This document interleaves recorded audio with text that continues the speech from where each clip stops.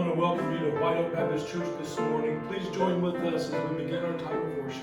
Enter his gates with thanksgiving and his courts with praise. Psalm 104. If you guys would please stand and sing with me twice through the song.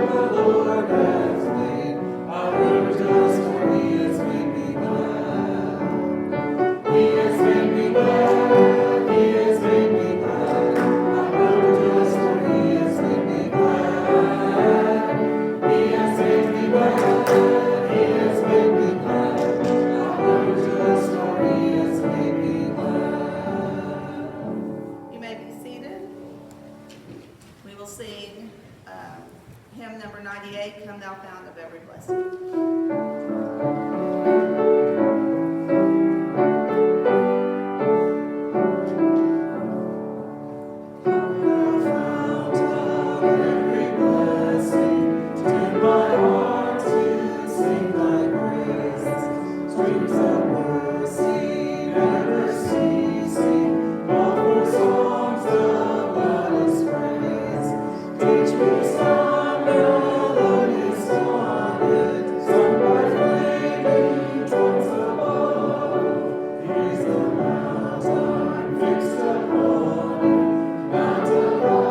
Redeemer.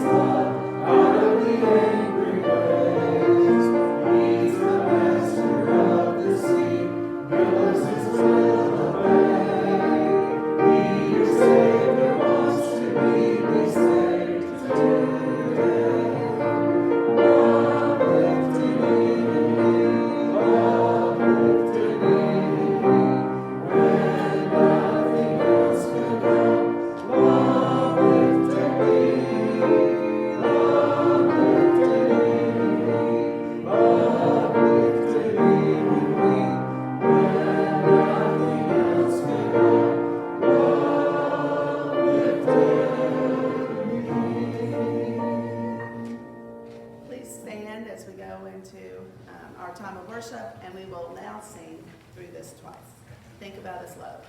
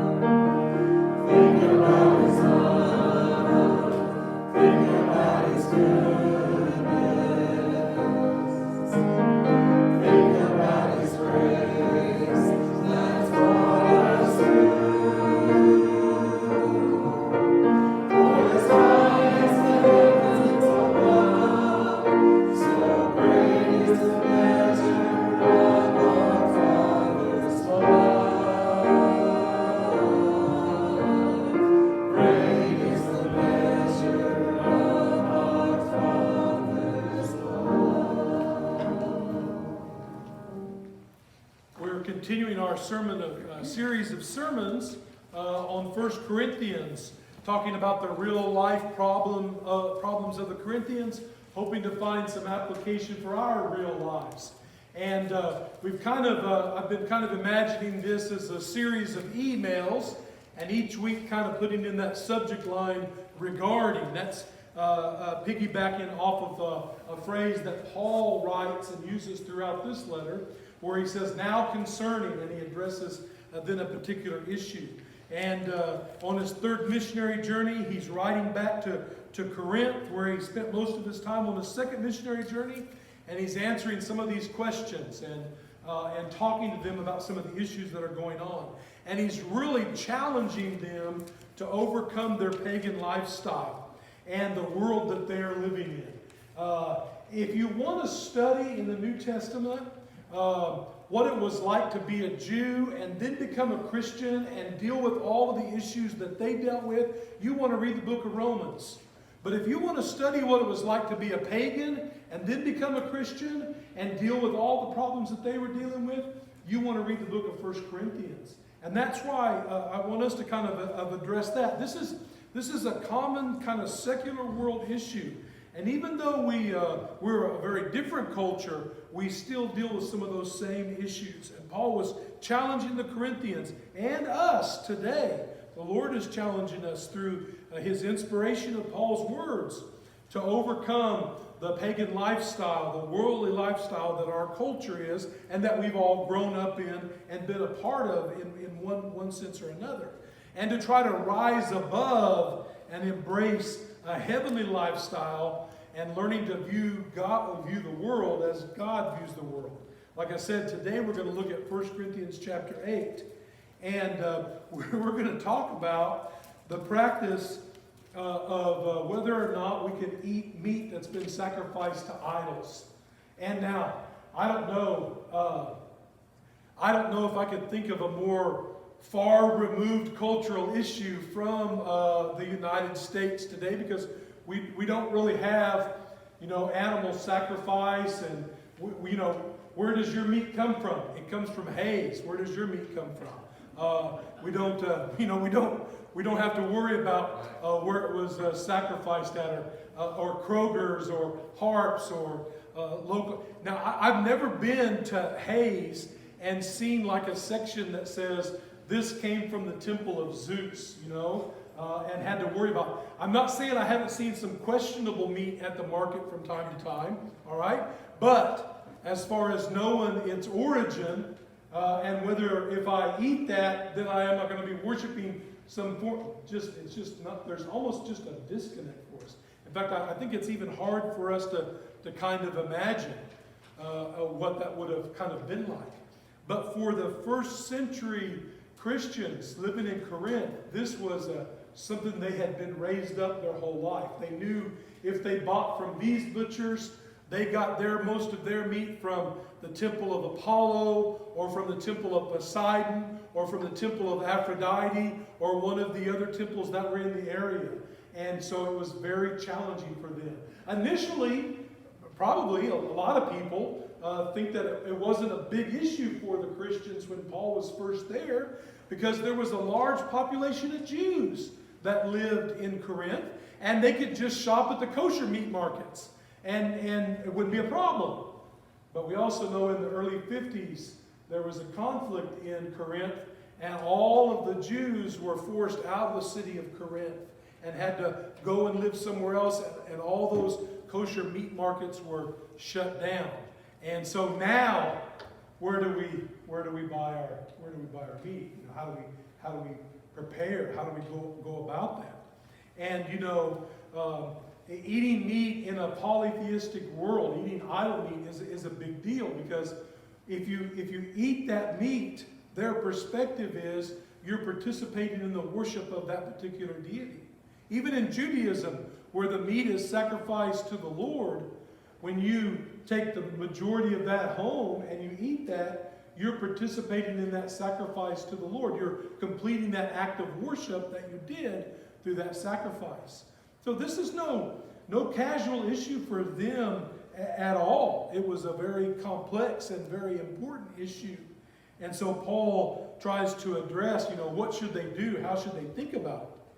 I will also say this, though.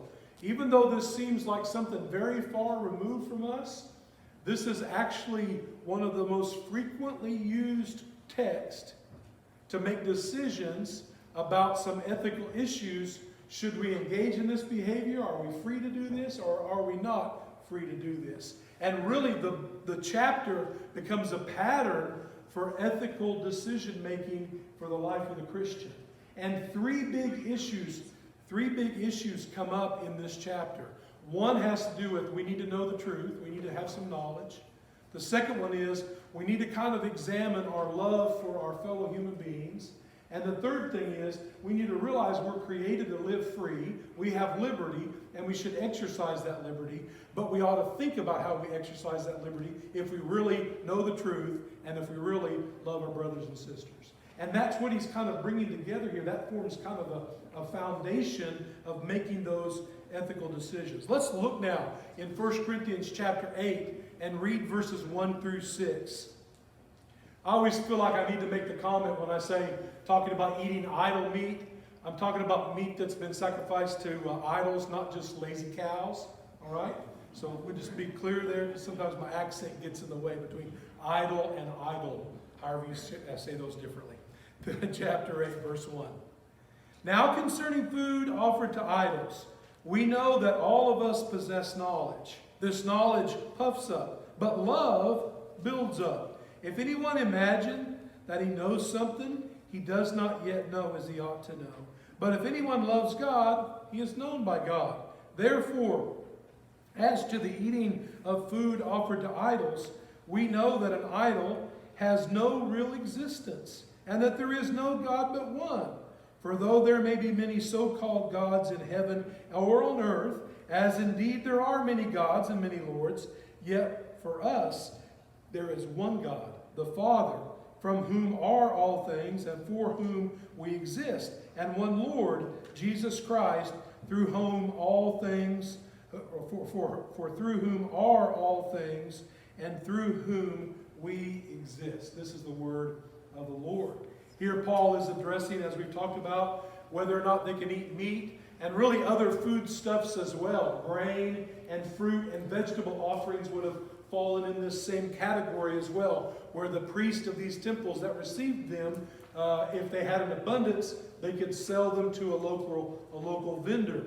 And while we have to not deal with this issue in our culture today, we can still learn a tremendous amount about Christian living from studying this passage.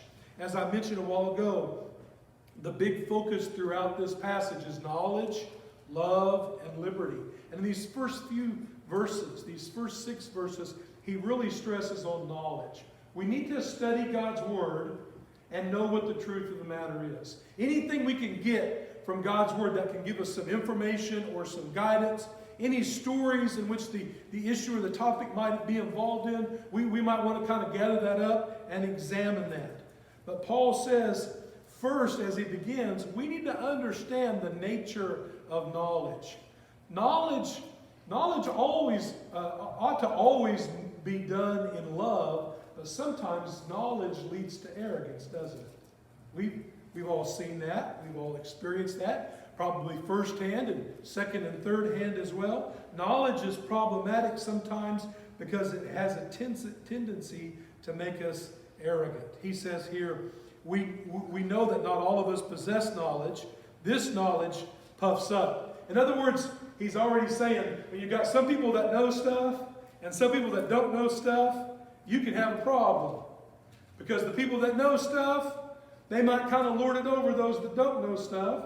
And the people that don't know stuff, they're going to get ticked off real fast at the people that know stuff. If there's not a little bit of grace involved, if there's not a little bit of issues beyond. So first of all, he says we need to realize that the knowledge we're talking about is knowledge that is loving and edifying and builds each other up. If we overemphasize what we know, we're likely to trip ourselves up.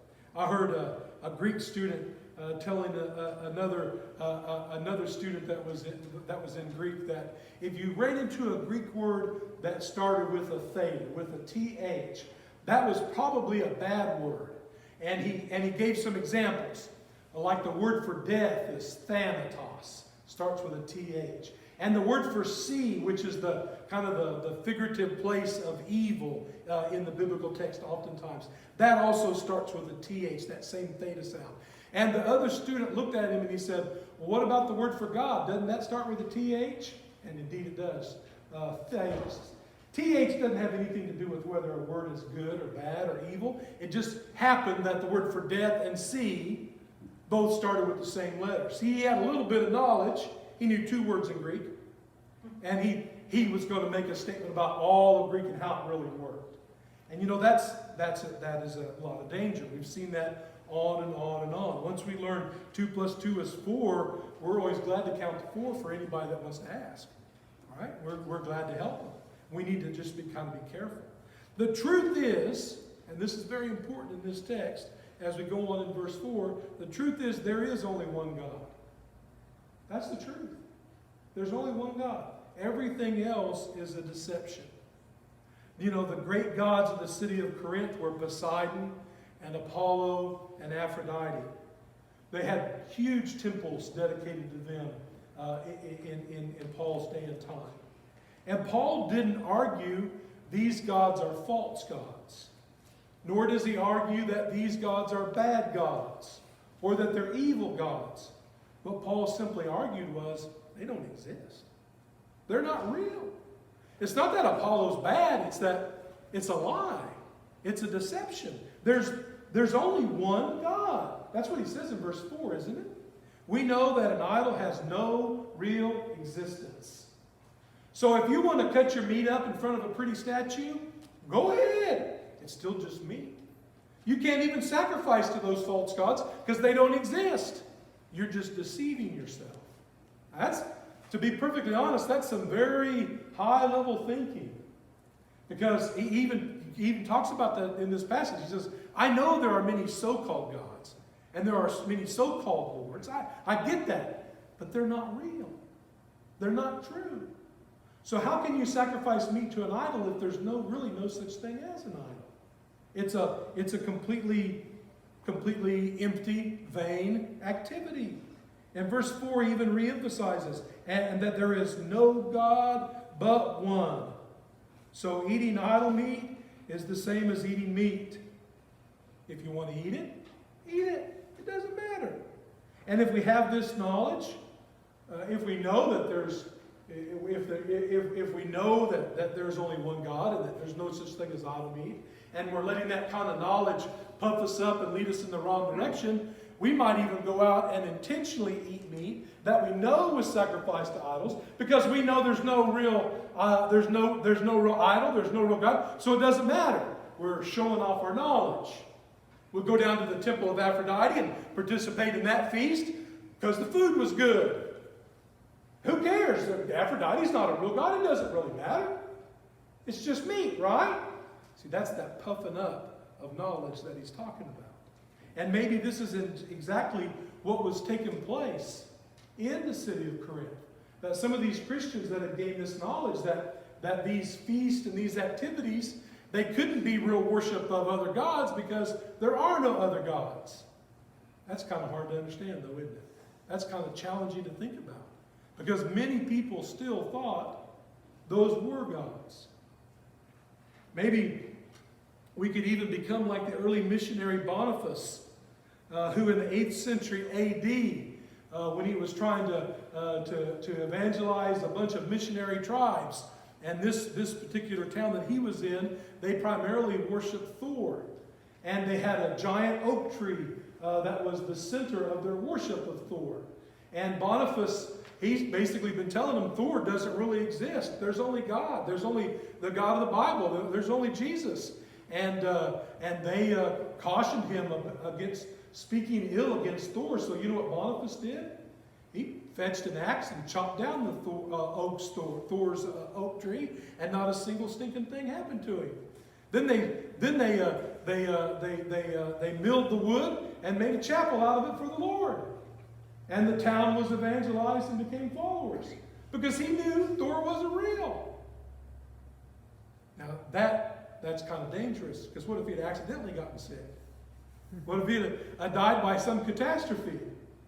That could have caused problems. But the Lord saw him through. We know that knowledge is the first step in making good decisions. And without truth, it's oftentimes impossible to make good decisions. But Paul continues on as he moves on through here in verses 7 through 12.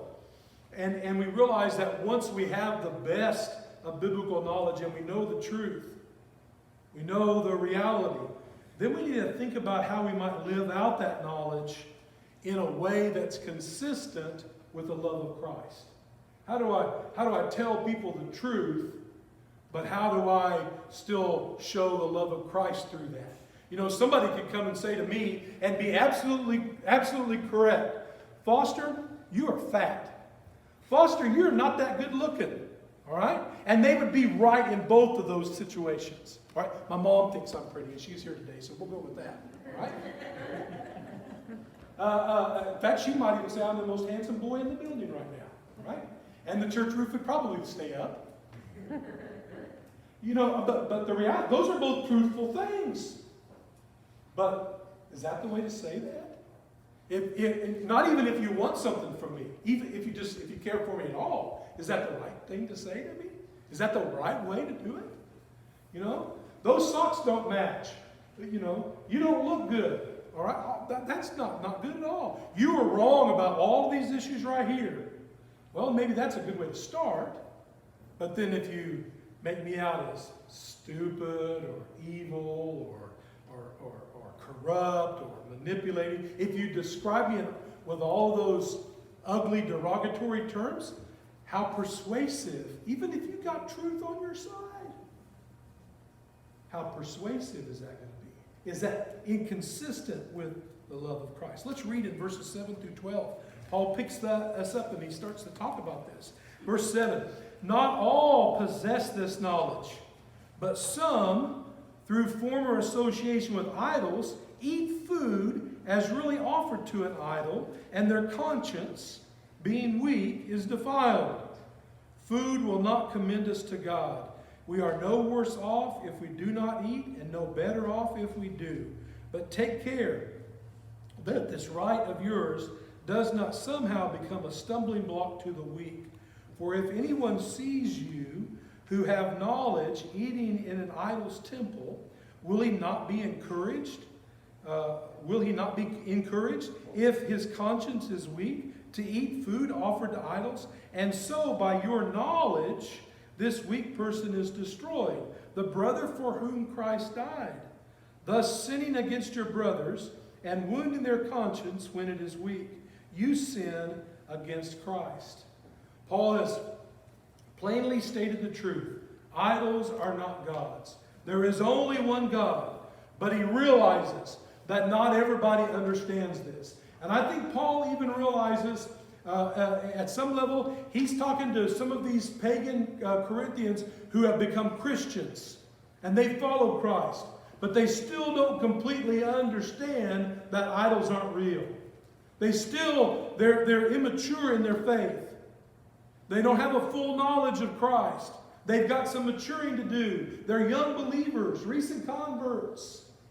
They haven't had a chance to really learn and grow. And Paul realizes those people, and even those who are pagans and haven't accepted Christ, can be negatively affected because you took your Christian knowledge and your liberty and you exercised it in such a way that didn't really show love for them. And as a result, you hurt them. You hurt them bad. You caused problems. You moved them further away from Christ. You raised the barrier between them and Christ higher rather than lowering it. And all you did was speak the truth. All you did was something you were free to do. But you did it in such a way that it didn't demonstrate any love for anyone, not even for Christ. He realizes not everybody understands this truth. So the believer has to think about how he or she will be perceived. And more importantly, what effect it will have on those around them who do not have this knowledge. Yeah, that is, if they eat meat that's sacrificed to idols. You see, he says in verses 7 through 12 there, some of them will see you do it, and they'll think it's okay for them to do it, and they'll just go out and do it, and the whole time they're doing it, they're going to just feel guilty about it. They're going to think, man, I'm back in the house of Poseidon again. I'm back to my old ways, and I'm not staying faithful to the Lord. You imagine being in that situation? And how much of a mental anguish that would be on those individuals? And all they're doing is following the example of fellow Christians who are doing what's true and right and free to do. But yet they're caught up. For those who did not have this knowledge, they would have had a difficult time understanding why fellow Christians will continue to worship these pagan gods. Look especially at verses 10 and 11.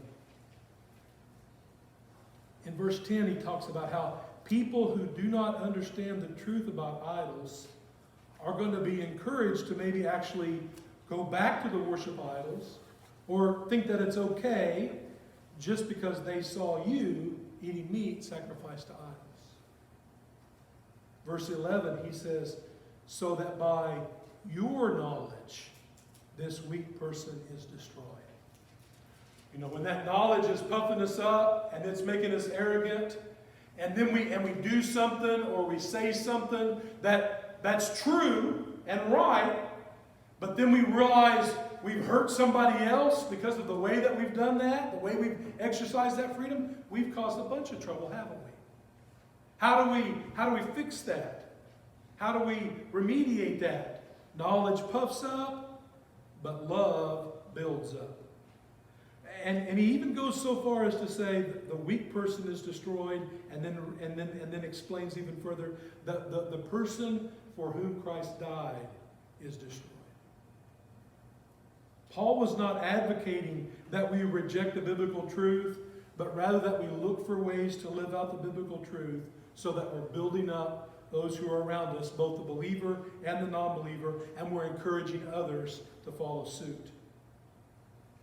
Now that we have knowledge and we understand how to express it in love and how that's necessary to do, then we're really free to exercise our liberty. That's the last step in that kind of decision-making process. What's true? What's right? How do we best express that so that it has the positive salt and light effect on our community, both in the church and outside of the church that we can? And then finally, then we make a decision, then what should we do? How should we live? How should we exercise the freedoms that we have? It's only after we get all that together that we should try to set a course of action or make a decision about a statement on some reality. Now that we have all that together, then we can begin to to process this. And he talks about it in verses 9 through 13. I want to reread that. I know we read 9 through 12, but I want to do it again and bring verse 13 in with it. Verse 9. But take care that this right of yours does not somehow become a stumbling block to the weak. For if anyone sees you who have knowledge eating in an idol's temple, will they not be encouraged? Will he not be encouraged? If his conscience is weak to eat food offered to idols, and so by your knowledge this weak person is destroyed, the brother for whom Christ died. Thus sinning against your brothers and wounding their conscience when it is weak, you sin against Christ. Therefore, if food makes my brother stumble, I will never eat meat, lest I make my brother stumble. Wow. There's a ton of things in there that we need to unpack. Starting in verse 9, it says we need to make sure that we don't exercise our freedoms and our liberties to speak the truth and to live out the truth in such a way that it becomes a stumbling block to the weak. You know, when I first started reading the Bible and I started bumping into this word stumbling block, in my mind, I was just thinking, well, that's just something that you accidentally trip over, you know. Somebody left something in the middle of the floor, or you didn't see that root protruding up out of the ground and it caught your toe, or you didn't pick your foot up high enough getting up the stair and you stumbled over it, that it was an accident. But as I've studied that word, I've come to realize that's not what stumbling blocks are. Stumbling block is the term that's used for the part of the trap that springs the trap. It's the bait stick of the trap. So if you think about those traditional mouse traps, where you bring the wire over and you put the wire in, the little place where you put the cheese, that cheese and that trigger that cheese is baiting them to, that's the stumbling block. So that hopefully when the mouse gets a hold of that cheese or takes a taste of that peanut butter that you dabbed on there, they're caught. He's saying that when we do what is right, but we do it in an unloving way that doesn't build up our brothers and sisters, we have laid a trap for our weaker brethren and sisterin and those who are outside of the church, a trap that's going to not lead them to Christ, but it's going to lead them further away from Christ, or it's going to prevent them from coming to Him at all. Now, who wants to do that? Who wants to do that? It says, when we do this, we're exercising a right. All right? I'm free to do this. There's nothing wrong with it, and that's true. But if I do it in such a way that it leads people away from Christ, then I'm ensnaring them. I'm setting traps for them. In fact, our English word scandal comes from this word. Stumbling block. We create a scandal. Think about that in my own profession. When someone that is in ministry leadership, whether they be in teaching or in preaching or in some level, when they do something that's inappropriate, it hurts everything, doesn't it? It undermines all kinds of things. People who were baptized by them wonder if the baptism is still valid. People who who come to Christ through their ministry and matured, they wonder if that was real or not, because he was a false teacher. She was a bad instructor. People who are married by them and then their minister gets caught up in some sexual scandal and gets a divorce, they wonder, how does that affect us? Not only that, what's even worse is people outside the church say, well, why would I go and join that church if the leaders of the church are going to behave that way? If they're just going to do the same foolish, evil stuff that everybody out here is doing, why bother going? It doesn't change anything. It's not acceptable. It's not acceptable for me. It's not acceptable for you. We've got to think about those things and put hedges around those things. When we sin against others, verse 12, when we sin against others, we're sinning against Christ. John probably stated this truth the best I've heard it in 1 John chapter 2, verse 9. Whoever says he is in the light and he hates his brother, he's still in the darkness. Yeah. He goes on in that chapter and says, not only that, but the darkness has blinded his eyes. He's lost his ability to see what is right and wrong, because he lived in such a way that was contrary to what the truth really was. Verse 13. The most radical statement of the whole passage. Paul says, therefore, if eating idol meat makes my brother stumble, I will never eat idol meat, lest I make my brother stumble. I read it wrong, didn't I? That's not what it says. He says, therefore, if eating meat causes my brother to stumble, then I will never eat meat. Paul says there are some things, it's not enough just to not eat idol meat. In some situations, maybe we just need to become vegetarian. Right? Now, in my mindset, vegetarianism is a little bit along the lines of blasphemy, all right, because I like meat, all right? But I still eat vegetables and enjoy them. But he says, hey, listen, if I have to choose between the possibility of offending someone and keeping them from coming to Christ and having a steak, forget the steak, just give me the potato and let me share Christ. Even though I'm free to eat that, and it's not even been in the house of Apollos or any of the other gods, I can't remember the names of right now. Even though it's not associated with any of them, just take it away. He becomes even more radical, because he says what's more important is the other person. What's more important is the weaker brother. What's more important is the person outside of Christ who needs to come inside of Christ. Not you exercising your freedoms.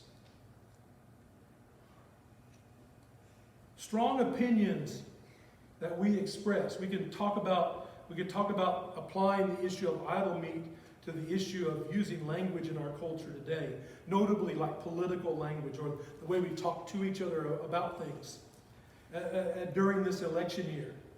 Why do we, I'm talking about us as a nation corporately, why do we spread anger and hate while we're trying to do what is right? The Bible clearly teaches us that there's a wrong way to do right. We've got to figure out how to speak the truth of Christ, the biblical truth, seasoned with the salt and light of the work of Christ. And if we can't do that, and we can't do that the right way, then maybe we need to be quiet. If we cannot express our convictions without hateful or manipulative speech, then maybe we should abstain. I'm talking to myself as much as anyone here or anywhere else.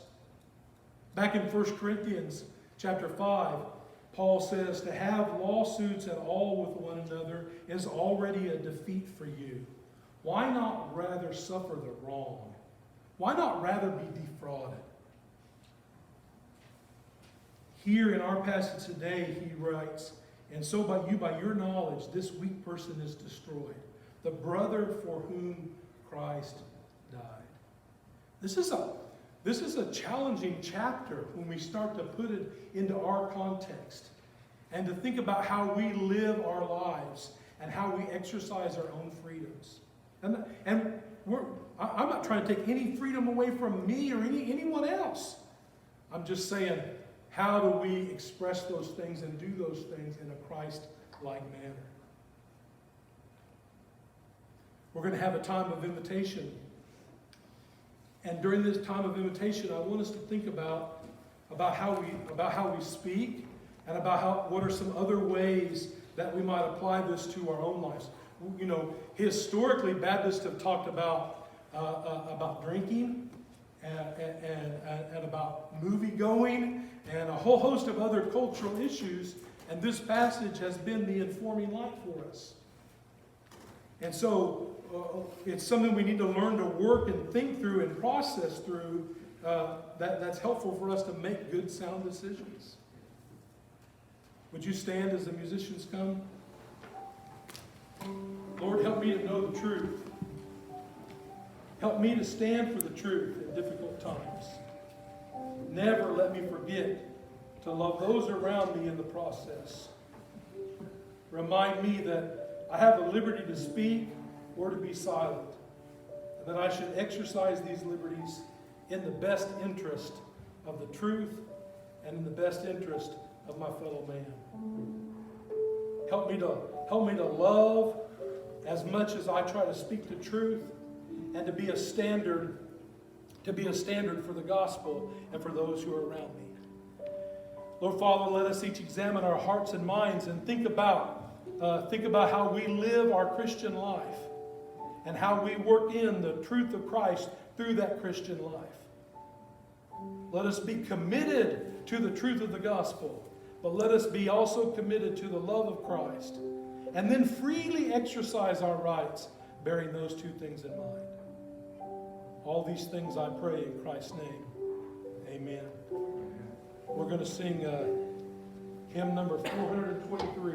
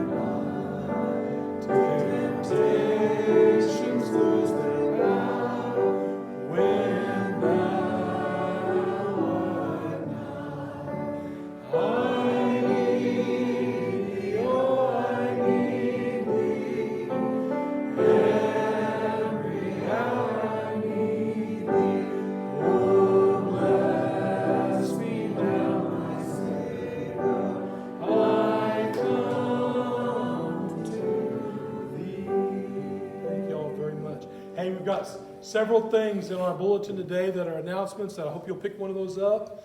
Operation Christmas Child boxes are due today. Do you want to say anything about that? If there's any chance you cannot get it here today, please get Jenny or I and give us an estimated time of arrival so we can make plans. All right, good deal. We got a baby shower this afternoon for the Sidabaldis at 2 o'clock. And some old church members that kind of drug in. We're glad to see them. Everybody make sure and say hello to them. Next Saturday morning, starting at 7 o'clock, we're going to have a work day. And we've got work for all ability levels and energy levels. So come on and be a part of that. Next Sunday, we're kicking off our Ask Ministry. And I think if we'll show up at 3, we'll have plenty of instructions and we'll be ready to go for that. I'll let you say anything if you want to say anything else. We're good? Just keep in mind that we are changing it up a little bit. We are adding food to that ministry now, so spread the word. If you know someone who could use that ministry, maybe in need throughout the community, just help us spread that word. Excellent. Soul Sister Rustic Christmas Paint Party. Wow. It's a title right there. Jenny's going to say something about that, I think. Okay, well, there's a sign up in the foyer and there's pictures of some of the projects. If you kind of have an idea of what you want to do, so we can have the wood cut. So, sign up. The painting wood will be there, but if you see one you like the trims, you may need to bring some trim stuff and some finger food. Some finger foods, excellent. That sounds really good. Backpack program, we're collecting for that again, so we want to encourage you to be a part of that. This Wednesday night is our business meeting, so Little Book, Big Message will be continuing on a week from Wednesday. We're still in, where'd we go now? We're Haggai, yes. We're still in Haggai, and we'll continue on that. We have a deacons meeting tonight at 5 o'clock, and I think we'll just meet in the Family Life Center, and then business meeting this Wednesday evening. Does anybody know of any other announcements? All right, then. We're going to close today by singing a benediction. We're going to sing The Family of God. Amen.